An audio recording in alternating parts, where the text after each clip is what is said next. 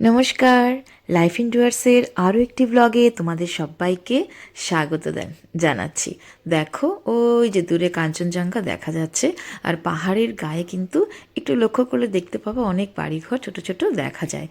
আর phone camera থেকে তোলা তো খুব যে ভালো তুলতে পারছি সেটাও না, যতটুকু আসছে আমি তোমাদেরকে ততটুকুই দেখাচ্ছি। তো এই হোমস্টেতেই তো ছিলাম রাতের বেলা, আর রাতের বেলা সহজে ঘুম আসছিল না, এত ঠান্ডা ছিল। আমরা তো সবাই উলিকট পরেই শুয়েছিলাম, তাও কিছুতে ঠান্ডা কমছিল না, খুব ঠান্ডা লাগছিল রাতে। তারপর কখন যে ঘুমিয়ে পড়েছি সেটা বলতে পারবো না। আর এটা হচ্ছে হোমস্টের ব্যালকনি বলতে পারো। এখান থেকে দেখা যায় ওই যে রাতের বেলা আমরা ওখানে ফায়ার প্লেসে ছিলাম, ওইখানে যাব আমরা খেতে। আজকের ব্লগটা আশা রাখছি তোমাদের দেখতে ভালোই লাগবে। পড়ে আছে প্রচুর কোয়াশ গাছ। রাতেবেলা ঘুম ঠিক আছে ভাবি? চলো তোমাকে ড্রেস করিয়ে দিই, কফি খেয়ে এসো, যাও চলো। পরো পরো সোয়েটার পরো, ওটা খুলে তারপরে জ্যাকেট পরো, মুখটা ধুয়ে নিয়েছি। এখানে আমরা ছিলাম, তখন এখানে ছিল আমি আর বাবাই এতে ছিলাম। মাত্র আমাদের ব্যাগ, বাবাই রেডি হবে, এখন রেডি করিয়ে দিচ্ছি। জুতা পরো।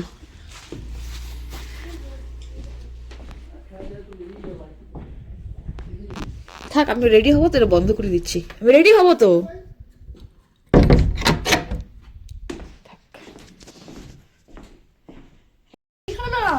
ভিডিও করতে থাকো। হ্যাঁ, আপনি বেটা এখানে আসছো, তুমি তো কি তুই তো ওখানে ছিল, এখানেও আসো। তাই তুই জুতাটা পর না। আবার তো তুমি তো আবার জুতা পর। এখানে কি সুন্দর রোদ আসে এই কটেজটায়, না সুন্দর রোদ আসে। আমি এখন চা কফি কিছু, আমার চা না পছন্দ। পাহাড়ের একটা বিশেষ বৈশিষ্ট্য কি বলতো, ওখানে না প্রচুর ঝাড়ু গাছ, আমরা যে ফুল ঝাড়ুগুলো বলি, এইসবের গাছ প্রচুর। আর ওদের একটা নিয়ম আছে, যার যার বাড়ির সামনের গাছগুলো তো প্রাকৃতিকভাবেই হয়, তো ওই গাছগুলো ওর উপর অধিকার শুধুমাত্র সেই বাড়ির মালিকের হবে, যার বাড়ির সামনে সেই গাছগুলো আছে, অন্য কেউ ওখান থেকে নিতে পারবে না। তো আমাদের এখানে কত ঝাড়ু আসে বলো, আমাদের সমস্ত সমতল ভূমিতে আমরা ঘর ঝাড় দিই, ওরাও তো দেয় ওখানে, কিন্তু ওই ঝাড়ুগুলো কিন্তু পাহাড় থেকেই আসে। তাহলে ভাবো, উদ্ভিদ আমাদের কত কিছু দান করে, কত কিছু দেয়, আমাদের জীবনের সবটাই তো উদ্ভিদকে ঘিরেই আছে। হালকা না, হালকা রোদের মধ্যে ভালো লাগবে, প্রোটেকশন।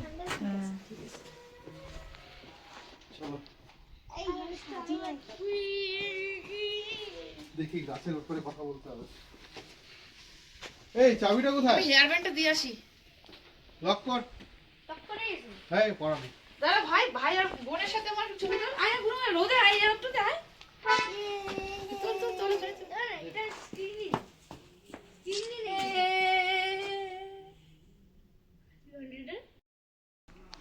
और छोटी के वक्त भी आता है नहीं। जनवरी फरवरी से तो अब थोड़ा बंद ही रहेगा।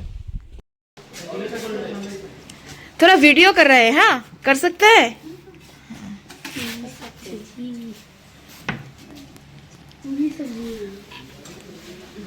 हाँ, खाना पक रहा है, ये मॉर्निंग का ब्रेकफास्ट का, ये दीदी, हाँ पूरी और सब्जी आलू की, बहुत अच्छा है।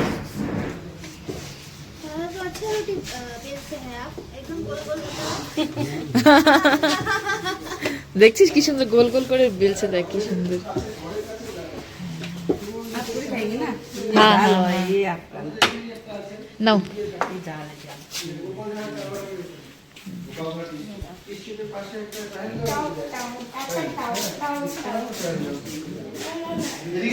ওখানে বসো বাবা, এখানে বসো, ওই তোমার চেয়ার দিচ্ছি, দাঁড়াও, এনো এনো।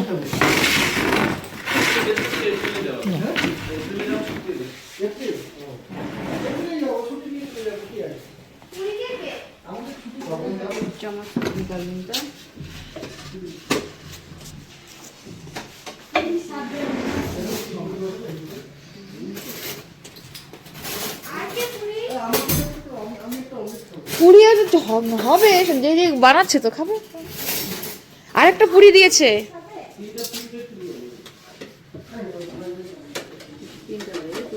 হ্যাঁ, 3 প্লেট পুরি না? আচ্ছা তুই নে, তোরটা মনে হয় তুই খাবি পুরি? খেতে পারি, কোনো অসুবিধা নেই। পুরিও খাবো, সবই খাবো। খালে খা তুই। আমি খাবো না পুরি।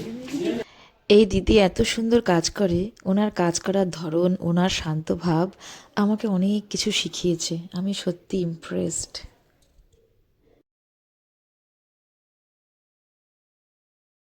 और कोई गेस्ट आएगा? आज नहीं है, आज हम भी रेस्ट करेंगे। रेस्ट करेंगे। हाँ, लोलेगांव जमा है। हाँ, कल लोलेगांव में।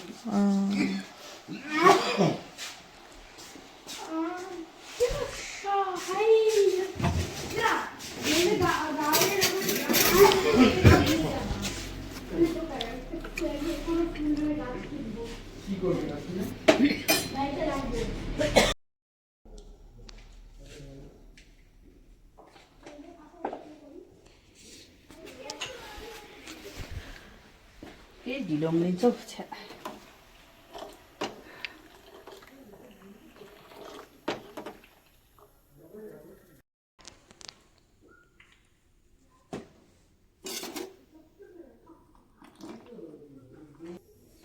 ওহো মামা, চাটা তো ঠান্ডা হয়ে যাচ্ছে।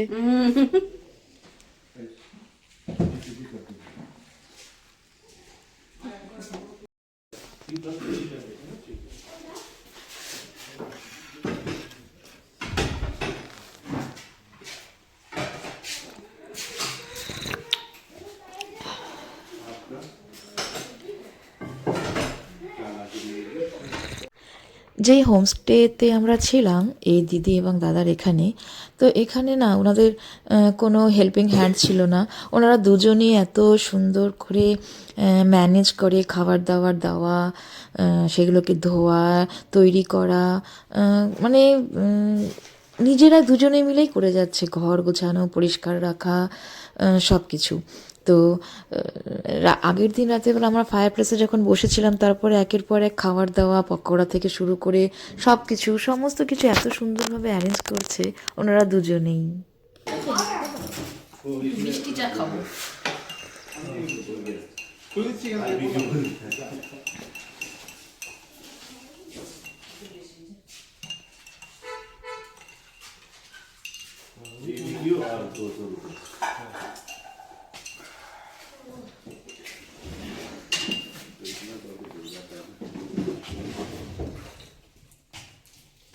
পারফেক্ট হয়েছে।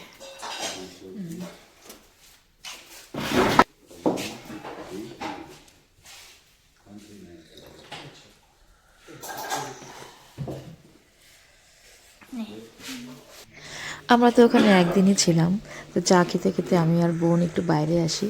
দেখো কি সুন্দর ফুল ফুটে আছে। আর ওই দিদি একটা কাজ করতো, মানে যত ডিম ব্যবহার হতো ডিমের খোসাগুলোকে রেখে দিত এবং সেগুলোকে শুকিয়ে গুঁড়ো করে এই গাছের দিত। তা নাকি খুব ভালো সার হয়। এটা আমি ওনার কাছ থেকে দেখলাম, কিন্তু আমি জানতাম আগে, কিন্তু উনি এটা করে, এই জন্যই তো এত সুন্দর ফুল হয়।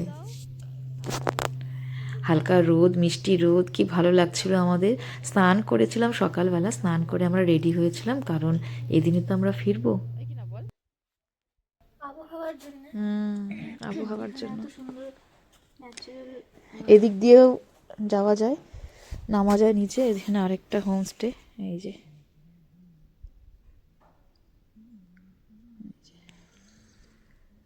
ওই যে দূরে কাঞ্চনজঙ্ঘা।